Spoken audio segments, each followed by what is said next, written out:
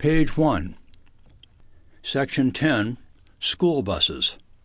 This section covers danger zones and use of mirrors, loading and unloading, emergency exit and evacuation, railroad highway grade crossings, student management, anti-lock braking systems, special safety considerations. Because state and local laws and regulations regulate so much of school transportation and school bus operations, many of the procedures in this section may differ from state to state. You should be thoroughly familiar with the laws and regulations in your state and local school district. 10.1. Danger zones and use of mirrors. 10.1.1. Danger zones. The danger zone is the area on all sides of the bus where children are in the most danger of being hit, either by another vehicle or their own bus. The danger zones may extend as much as 30 feet from the front bumper, with the first 10 feet being the most dangerous, 10 feet from the left and right sides of the bus, and 10 feet behind the rear bumper of the school bus. In addition, the area to the left of the bus is always considered dangerous because of passing cars. Figure 10.1 illustrates these danger zones.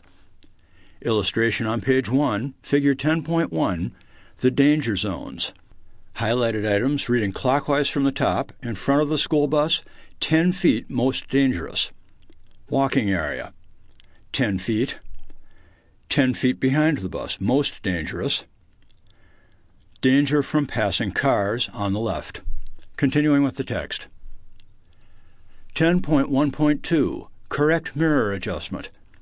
Proper adjustment and use of all mirrors is vital to the safe operation of the school bus in order to observe the danger zone around the bus and look for students, traffic, and other objects in this area. You should always check each mirror before operating the school bus to obtain maximum viewing area.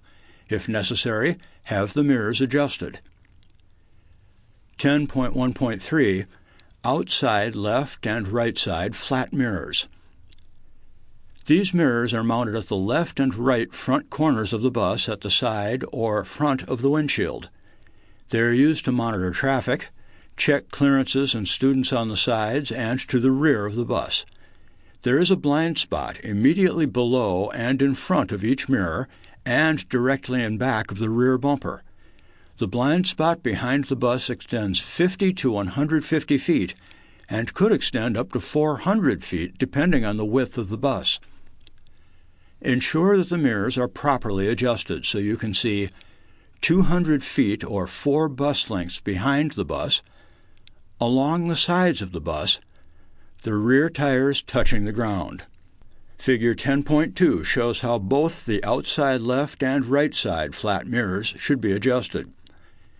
Illustration on page 1, Figure 10.2, left and right side flat mirrors. To the rear of the bus, the blind spot can be 50 feet to 150 feet. Continuing with the text. 10.1.4, outside left and right side convex mirrors. The convex mirrors are located below the outside flat mirrors. Page 2. They are used to monitor the left and right sides at a wide angle.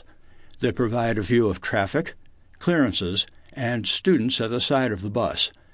These mirrors present a view of people and objects that does not accurately reflect their size and distance from the bus. You should position these mirrors to see the entire side of the bus up to the mirror mounts, front of the rear tires touching the ground, at least one traffic lane on either side of the bus. Figure 10.3 shows how both the outside left and right side convex mirrors should be adjusted. Illustration on page 2, Figure 10.3, left and right side convex mirrors. Continuing with the text. 10.1.5, outside left and right side crossover mirrors. These mirrors are mounted on both left and right front corners of the bus. They are used to see the front bumper danger zone area directly in front of the bus that is not visible by direct vision, and to view the danger zone area to the left side and right side of the bus, including the service door and front wheel area. The mirror presents a view of people and objects that does not accurately reflect their size and distance from the bus. The driver must ensure that these mirrors are properly adjusted. Ensure that the mirrors are properly adjusted so you can see the entire area in front of the bus from the front bumper at ground level to a point where direct vision is possible. Direct vision and mirror view vision should overlap. The right and left front tires touching the ground. The area from the front of the bus to the service door. These mirrors, along with the convex and flat mirrors, should be viewed in a logical sequence to ensure that a child or object is not in any of the danger zones. Figure 10.4 illustrates how the left and right side crossover mirrors should be adjusted. Illustration on page 2, figure 10.4, left and right side crossover mirrors. Continuing with the text. 10.1.6, overhead inside rearview mirror. This mirror is mounted directly above the windshield on the driver's side area of the bus. This mirror is used to monitor passenger activity inside the bus. It may provide limited visibility directly in back of the bus if the bus is equipped with a glass-bottomed rear emergency door. There is a blind spot area directly behind the driver's seat, as well as a large blind spot area that begins at the rear bumper and could extend up to 400 feet or more behind the bus. You must use the exterior side mirrors to monitor traffic that approaches and enters this area. You should position the mirror to see the top of the rear window in the top of the mirror. All of the students, including the heads of the students right behind you. 10.2, loading and unloading. More students are killed while getting on or off a school bus each year than are killed as passengers inside of a school bus. As a result, knowing what to do before, during, and after loading or unloading students is critical. This section will give you specific procedures to help you avoid unsafe conditions which could result in injuries and fatalities during and after loading and unloading students. Page 3. The information in this section is intended to provide a broad overview, but is not a definitive set of actions. It is imperative that you learn and obey the state laws and regulations governing loading and unloading operations in your state. 10.2.1, Approaching the stop. Each school district establishes official routes and official school bus stops. All stops should be approved by the school district prior to making the stop. You should never change the location of a bus stop without written approval from the appropriate school district official. You must use extreme caution when approaching a school bus stop. You are in a very demanding situation when entering these areas. It is critical that you understand and follow all state and local laws and regulations regarding approaching a school bus stop. This would involve the proper use of mirrors, alternating flashing lights, and, when equipped, the movable stop signal arm and crossing control arm. When approaching the stop, you should approach cautiously at a slow rate of speed. Look for pedestrians, traffic, or other objects before, during, and after coming to a stop. Continuously check all mirrors. If the school bus is so equipped, activate alternating flashing amber warning lights at least 200 feet, or approximately 5 to 10 seconds, before the school bus stop or in accordance with state law. Turn on right turn signal indicator about 100 to 300 feet, or approximately 3 to 5 seconds, prior to stopping. Continuously check mirrors to monitor the danger zones for students, traffic, and other objects. When stopping, you should position the school bus to the right on the traveled portion of the roadway. Bring school bus to a full stop with the front bumper at least 10 feet away from students at the designated stop. This forces the students to walk to the bus so you have a better view of their movements. Place transmission in park, or if there is no park shift point, in neutral and set the parking brake at each stop. Activate alternating red lights when traffic is a safe distance from the school bus and ensure stop arm is extended. Make a final check to see that all traffic has stopped before completely opening the door and signaling students to approach. 10.2.2 Loading Procedures. Perform a safe stop as described in subsection 10.2.1. Students should wait in a designated location for the school bus, facing the bus as it approaches.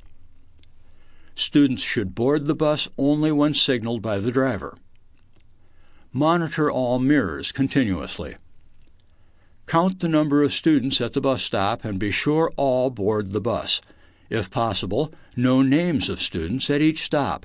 If there is a student missing, ask the other students where the student is. Have the students board the school bus slowly, in single file, and use the handrail. The dome light should be on while loading in the dark. Wait until students are seated and facing forward before moving the bus. Check all mirrors. Make certain no one is running to catch the bus. If you cannot account for a student outside, secure the bus, take the key, and check around and underneath the bus. When all students are accounted for, prepare to leave by closing the door, engaging the transmission, releasing the parking brake, turning off alternating flashing red lights, turning on left turn signal, checking all mirrors again, allowing congested traffic to disperse. When it is safe, move the bus to enter traffic flow and continue the route. The loading procedure is essentially the same wherever you load students, but there are slight differences. When students are loading at the school campus, you should turn off the ignition switch, remove key if leaving the driver's compartment, position yourself to supervise loading as required or recommended by your state or local regulations.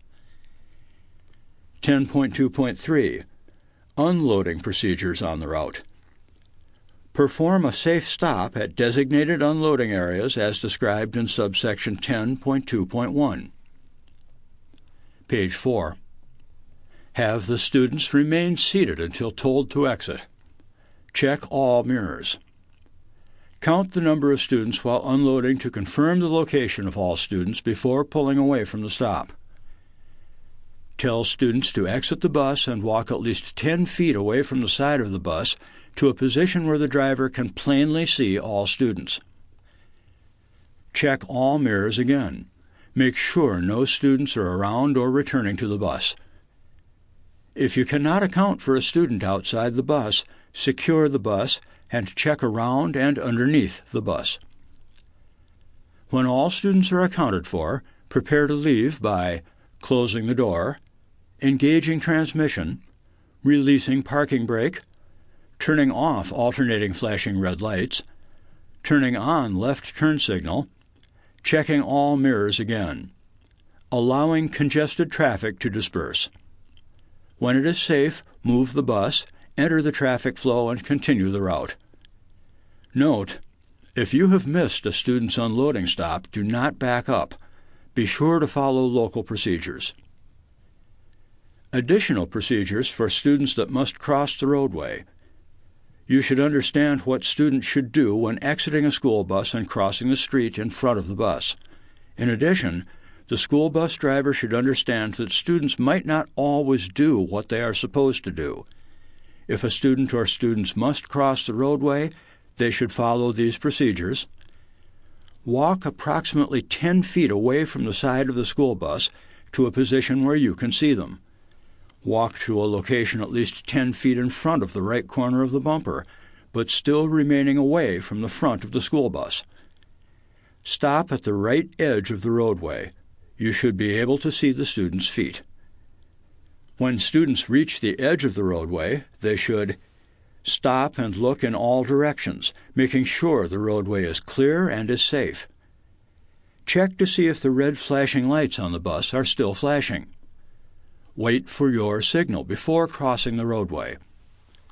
Upon your signal, the student should cross far enough in front of the school bus to be in your view. Stop at the left edge of the school bus, stop, and look again for your signal to continue to cross the roadway. Look for traffic in both directions, making sure roadway is clear. Proceed across the roadway, continuing to look in all directions. Note, the school bus driver should enforce any state or local regulations or recommendations concerning student actions outside the school bus. 10.2.4 Unloading Procedures at School. State and local laws and regulations regarding unloading students at schools, particularly in situations where such activities take place in the school parking lot or other location that is off the traveled roadway, are often different than unloading along the school bus route. It is important that the school bus driver understands and obeys state and local laws and regulations. The following procedures are meant to be general guidelines. When unloading at the school, you should follow these procedures. Perform a safe stop at designated unloading areas as described in subsection 10.2.1. Secure the bus by turning off the ignition switch, removing key if leaving driver's compartment. Have the students remain seated until told to exit. Position yourself to supervise unloading as required or recommended by your state or local regulations. Have students exit in orderly fashion. Observe students as they step from bus to see that all move promptly away from the unloading area. Walk through the bus and check for hiding or sleeping students and items left by students. Check all mirrors. Make certain no students are returning to the bus. If you cannot account for a student outside the bus and the bus is secure, check around and underneath the bus. When all students are accounted for, prepare to leave by closing the door. Page 5. Fastening safety belt. Starting engine. Engaging the transmission. Releasing the parking brake. Turning off alternating flashing red lights. Turning on left turn signal. Checking all mirrors again. Allowing congested traffic to disperse. When it is safe, pull away from the unloading area. 10.2.5 Special dangers of loading and unloading. Dropped or forgotten objects. Always focus on students as they approach the bus and watch for any who disappear from sight. Students may drop an object near the bus during loading and unloading. Stopping to pick up the object or returning to pick up the object may cause the student to disappear from the driver's sight at a very dangerous moment. Students should be told to leave any dropped object and move to a point of safety out of the danger zones and attempt to get the driver's attention to retrieve the object. Handrail hang-ups. Students have been injured or killed when clothing, accessories, or even parts of their body get caught on the handrail or door as they exited the bus. You should closely observe all students exiting the bus to confirm that they are in a safe location prior to moving the bus. 10.2.6 Post-trip inspection. When your route or school activity trip is finished, you should conduct a post-trip inspection of the bus. You should walk through the bus and around the bus looking for the following: articles left on the bus, sleeping students, open windows and doors, mechanical or operational problems with the bus, with special attention to items that are unique to school buses, mirror systems, flashing warning lamps, and stop signal arms, damage or vandalism. Any problems or special situations should be reported immediately to your supervisor or school authorities. 10.3 Emergency exit and evacuation. An emergency situation can happen to anyone, anytime, anywhere. It could be a crash, a stalled school bus on a railroad highway crossing, or in a high-speed intersection, an electrical fire in the engine compartment, a medical emergency to a student on the school bus, etc. Knowing what to do in an emergency, before, during, and after an evacuation, can mean the difference between life and death. 10.3.1 Planning for emergencies. Determine need to evacuate bus. The first and most important consideration is for you to recognize the hazard. If time permits, school bus drivers should contact their dispatcher to explain the situation before making a decision to evacuate the school bus. As a general rule, student safety and control is best maintained by keeping students on the bus during an emergency and/or impending crisis situation, if so doing does not expose them to unnecessary risk or injury. Remember, the decision to evacuate the bus must be a timely one. A decision to evacuate should include consideration of the following conditions. Is there a fire or danger of fire? Is there a smell of raw or leaking fuel? Is there a chance the bus could be hit by other vehicles? Is the bus in the path of a cited tornado or rising waters? Are there downed power lines? Would removing students expose them to speeding traffic, severe weather, or a dangerous environment such as downed power lines? Would moving students complicate injuries such as neck and back injuries and fractures? Is there a hazardous spill involved? Sometimes it may be safer to remain on the bus and not come in contact with the material. Mandatory evacuations. The driver must evacuate the bus when the bus is on fire or there is a threat of a fire. The bus is stalled on or adjacent to a railroad highway crossing. The position of the bus may change and increase the danger. There is an imminent danger of collision. There is a need to quickly evacuate because of a hazardous materials spill. Page 6. 10.3.2 Evacuation procedures. Be prepared and plan ahead. When possible, assign 2 responsible, older student assistants to each emergency exit. Teach them how to assist the other students off the bus. Assign another student assistant to lead the students to a safe place after evacuation. However, you must recognize that there may not be older, responsible students on the bus at the time of the emergency. Therefore, emergency evacuation procedures must be explained to all students. This includes knowing how to operate the various emergency exits and the importance of listening to and following all instructions given by you. Some tips to determine a safe place. A safe place will be at least 100 feet off the road in the direction of oncoming traffic. This will keep the students from being hit by debris if another vehicle collides with the bus. Lead students upwind of the bus if fire is present. Lead students as far away from railroad tracks as possible and in the direction of any oncoming train. Lead students upwind of the bus at least 300 feet if there is a risk from spilled hazardous materials. If the bus is in the direct path of a cited tornado and evacuation is ordered, escort students to a nearby ditch or culvert if shelter in a building is not readily available, and direct them to lie face down, hands covering their head. They should be far enough away so the bus cannot topple on them. Avoid areas that are subject to flash floods. General procedures. Determine if evacuation is in the best interest of safety. Determine the best type of evacuation. Front, rear, or side door evacuation, or some combination of doors.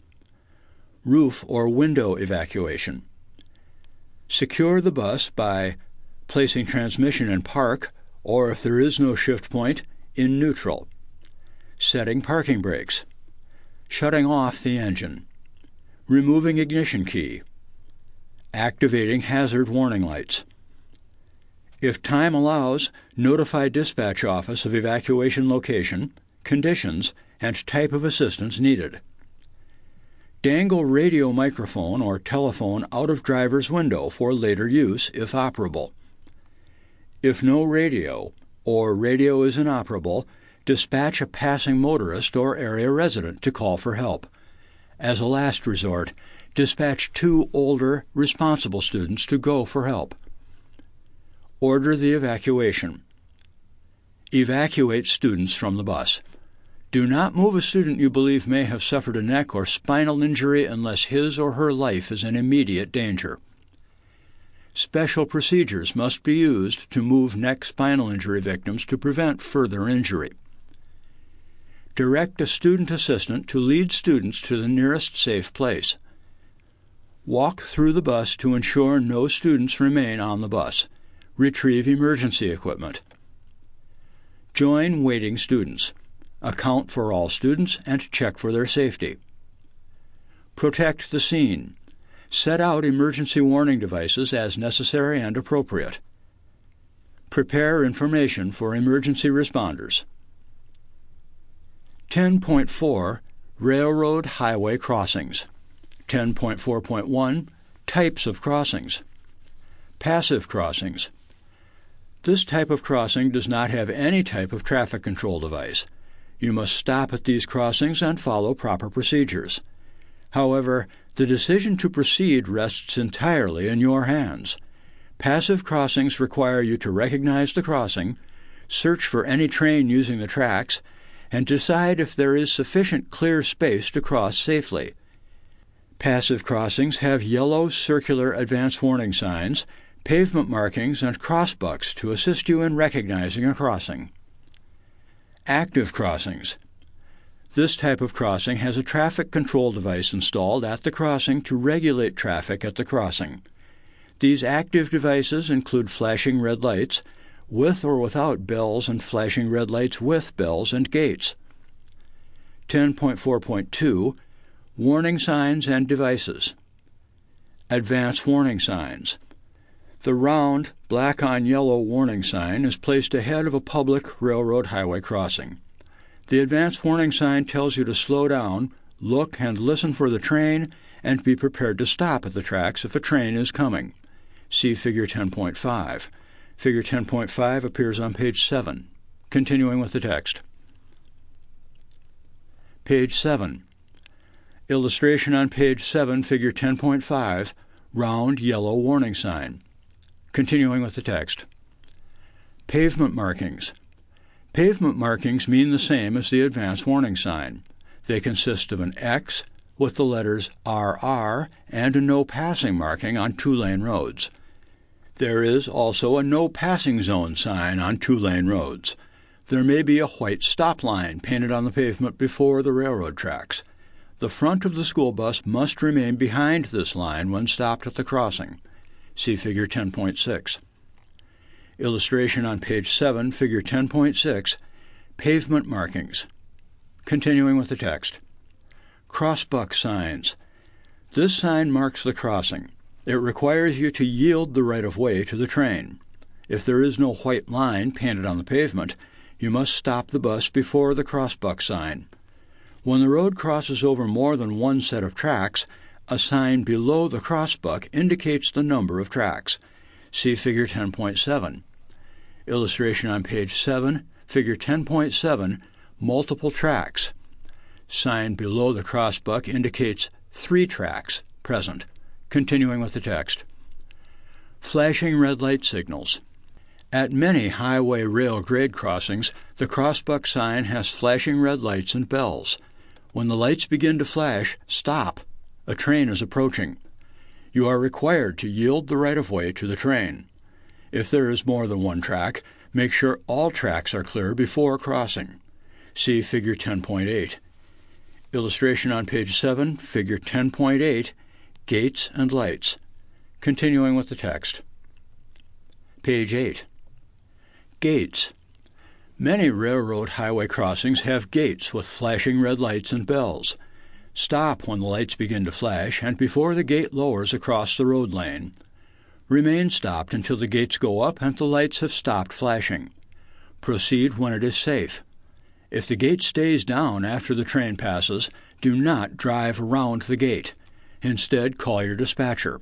See Figure 10.8. Emergency Notification System, ENS. The Federal Railroad Administration posts emergency phone numbers on railroad crossing posts or the metal control boxes near the tracks. Call this number if you see an obstruction on the railroad tracks or any other problems at a railroad crossing, such as the lights or gates are not working properly. Current ENS phone numbers are Amtrak 1-800-331-0008, BNSF Railway 1-800-832-5452, CSX 1-800-232-0144, Canadian National 1-800-465-9239, Canadian Pacific 1-800-716-9132, Kansas City Southern 1-800-892-6295, Norfolk Southern 1-800-453-2530, Union Pacific 1-888-877-7267. 10.4.3 Recommended Procedures. Each state has laws and regulations governing how school buses must operate at railroad highway crossings. It is important for you to understand and obey these state laws and regulations. In general, school buses must stop at all crossings and ensure it is safe before proceeding across the tracks. The specific procedures required in each state vary. A school bus is one of the safest vehicles on the highway. However, a school bus does not have the slightest edge when involved in a crash with a train. Because of a train's size and weight, it cannot stop quickly. An emergency escape route does not exist for a train. You can prevent school bus and train crashes by following these recommended procedures: approaching the crossing, slow down, including shifting to a lower gear in a manual transmission bus, and test your brakes. Activate hazard lights approximately 200 feet before the crossing. Make sure your intentions are known. Scan your surroundings and check for traffic behind you. Stay to the right of the roadway if possible. Choose an escape route in the event of a brake failure or problems behind you. At the crossing, stop no closer than 15 feet and no farther than 50 feet from the nearest rail where you have the best view of the tracks. Place the transmission in park, or if there is no park shift point, in neutral, and press down on the service brake or set the parking brakes. Turn off all radios and noisy equipment and silence the passengers. Open the service door and driver's window. Look and listen for an approaching train. Keep door open while crossing. Crossing the track, check the crossing signals again before proceeding. At a multiple track crossing, stop only before the first set of tracks. When you are sure no train is approaching on any track, proceed across all of the tracks until you have completely cleared them. Cross the tracks in a low gear. Do not change gears while crossing. If the gate comes down after you have started across, drive through it, even if it means you will break the gate. 10.4.4 Special Situations. Bus stalls or trapped on tracks. If your bus stalls or is trapped on the tracks, get everyone out and off the tracks immediately. Move everyone far from the bus at an angle, which is both away from the tracks and toward the train. Police officer at the crossing. If a police officer is at the crossing, obey directions. If there is no police officer, and you believe the signal is malfunctioning, call your dispatcher to report the situation and ask for instructions on how to proceed. Obstructed view of tracks. Plan your route so it provides maximum sight distance at highway rail grade crossings. Do not attempt to cross the tracks unless you can see far enough down the track to know for certain that no trains are approaching.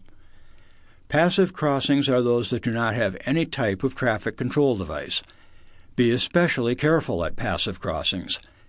Even if there are active railroad signals that indicate the tracks are clear, you must look and listen to be sure it is safe to proceed. Containment or storage areas.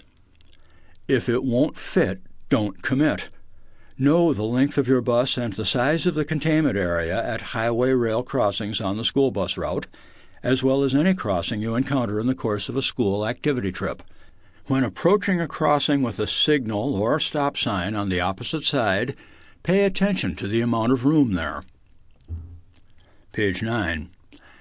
Be certain the bus has enough containment or storage area to completely clear the railroad tracks on the other side if there is a need to stop. As a general rule, add 15 feet to the length of the school bus to determine an acceptable amount of containment or storage area. 10.5. Student Management. 10.5.1. Don't deal with on-bus problems when loading and unloading. In order to get students to and from school safely and on time, you need to be able to concentrate on the driving task. Loading and unloading requires all of your concentration. Don't take your eyes off what is happening outside the bus. If there is a behavior problem on the bus, wait until the students unloading are safely off the bus and have moved away. If necessary, pull the bus over to handle the problem. 10.5.2. Handling Serious Problems. Tips on handling serious problems. Follow your school's procedures for discipline or refusal of rights to ride the bus. Stop the bus. Park in a safe location off the road, perhaps a parking lot or a driveway. Secure the bus. Take the ignition key with you if you leave your seat. Stand up and speak respectfully to the offender or offenders. Speak in a courteous manner with a firm voice. Remind the offender of the expected behavior. Do not show anger, but do show that you mean business. If a change of seating is needed, request that the student move to a seat near you. Never put a student off the bus except at school or at his or her designated school bus stop. If you feel that the offense is serious enough that you cannot safely drive the bus, call for a school administrator or the police to come and remove the student. Always follow your state or local procedures for requesting assistance. 10.6. Anti-lock braking systems. 10.6.1. Vehicles required to have anti-lock braking systems. The Department of Transportation requires that anti-lock braking systems be on air brakes vehicles, trucks, buses, trailers, and converter dollies built on or after March 1, 1998. Hydraulically braked trucks and buses with a gross vehicle weight rating of 10,000 pounds or more built on or after March 1, 1999. Many buses built before these dates have been voluntarily equipped with ABS. Your school bus will have a yellow ABS malfunction lamp on the instrument panel if it is equipped with ABS. 10.6.2. How ABS helps you. When you brake hard on slippery surfaces in a vehicle without ABS, your wheels may lock up. When your steering wheels lock up, you lose steering control. When your other wheels lock up, you may skid or even spin the vehicle. ABS helps you avoid wheel lockup and maintain control. You may or may not be able to stop faster with ABS, but you should be able to steer around an obstacle while braking and avoid skids caused by overbraking. 10.6.3. Braking with ABS. When you drive a vehicle with ABS, you should brake as you always have. In other words, use only the braking force necessary to stop safely and stay in control. Brake the same way, regardless of whether you have ABS on the bus. However, in emergency braking, do not pump the brakes on a bus with ABS. As you slow down, monitor your bus and back off the brakes, if it is safe to do so, to stay in control. 10.6.4. Braking if ABS is not working. Without ABS, you still have normal brake functions. Drive and brake as you always have. Vehicles with ABS have yellow malfunction lamps to tell you if something is not working. The yellow ABS malfunction lamp is on the bus's instrument panel. As a system check on newer vehicles, the malfunction lamp comes on at startup for a bulb check and then goes out quickly. On older systems, The lamp could stay on until you are driving over 5 mph. If the lamp stays on after the bulb check or goes on once you are underway, you may have lost ABS control at one or more wheels. Remember, if your ABS malfunctions, you still have regular brakes. Drive normally, but get the system serviced soon. 10.6.5 Safety Reminders.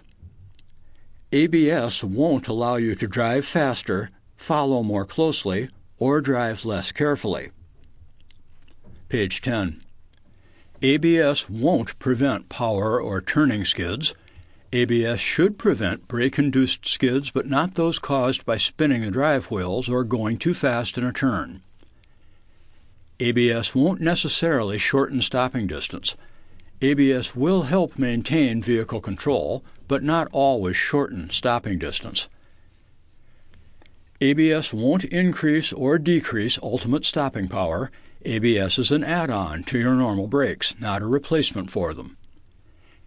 ABS won't change the way you normally brake. Under normal brake conditions, your vehicle will stop as it always stopped. ABS only comes into play when a wheel would normally have locked up because of overbraking. ABS won't compensate for bad brakes or poor brake maintenance. Remember, the best vehicle safety feature is still a safe driver. Remember, drive so you never need to use your ABS. Remember, if you need it, ABS could help to prevent a serious crash. 10.7 Special Safety Considerations. 10.7.1 Strobe Lights. Some school buses are equipped with roof-mounted white strobe lights. If your bus is so equipped, the overhead strobe light should be used when you have limited visibility. This means that you cannot easily see around you, in front, behind, or beside the school bus. Your visibility could be only slightly limited, or it could be so bad that you can see nothing at all. In all instances, understand and obey your state or local regulations concerning the use of these lights. 10.7.2 Driving in High Winds. Strong winds affect the handling of the school bus. The side of a school bus acts like a sail on a sailboat. Strong winds can push the school bus sideways. They can even move the school bus off the road or, in extreme conditions, tip it over. If you are caught in strong winds, keep a strong grip on the steering wheel. Try to anticipate gusts. You should slow down to lessen the effect of the wind or pull off the roadway and wait. Contact your dispatcher to get more information on how to proceed. 10.7.3 Backing. Backing a school bus is strongly discouraged. You should back your bus only when you have no other safe way to move the vehicle. You should never back a school bus when students are outside of the bus. Backing is dangerous and increases your risk of a collision. If you have no choice and you must back your bus, follow these procedures. Post a lookout. The purpose of the lookout is to warn you about obstacles, approaching persons, and other vehicles. The lookout should not give directions on how to back the bus. Signal for quiet on the bus. Constantly check all mirrors and rear windows. Back slowly and smoothly. If no lookout is available, set the parking brake, turn off the motor and take the keys with you. Walk to the rear of the bus to determine whether the way is clear. If you must back up at a student pickup point, be sure to pick up students before backing and watch for latecomers at all times. Be sure that all students are in the bus before backing. If you must back up at a student drop-off point, be sure to unload students after backing. 10.7.4 Tail Swing. A school bus can have up to a 3-foot tail swing. You need to check your mirrors before and during any turning movements to monitor the tail swing. Section 10. Test your knowledge. 1. Define the danger zone. How far does the danger zone extend around the bus? 2. What should you be able to see if the outside flat mirrors are adjusted properly? The outside convex mirrors, the crossover mirrors. 3. You are loading students along the route. When should you activate your alternating flashing amber warning lights? 4. You are unloading students along your route. Where should students walk to after exiting the bus? 5. After unloading at school, why should you walk through the bus? 6. What position should students be in front of the bus before they cross the roadway? 7. Under what conditions must you evacuate the bus? 8. How far from the nearest rail should you stop at a highway rail crossing? 9. What is a passive highway rail crossing? Why should you be extra cautious at this type of crossing? 10. How should you use your brakes if your vehicle is equipped with anti-lock brakes, ABS? These questions may be on your test. If you can't answer them all, reread Section 10.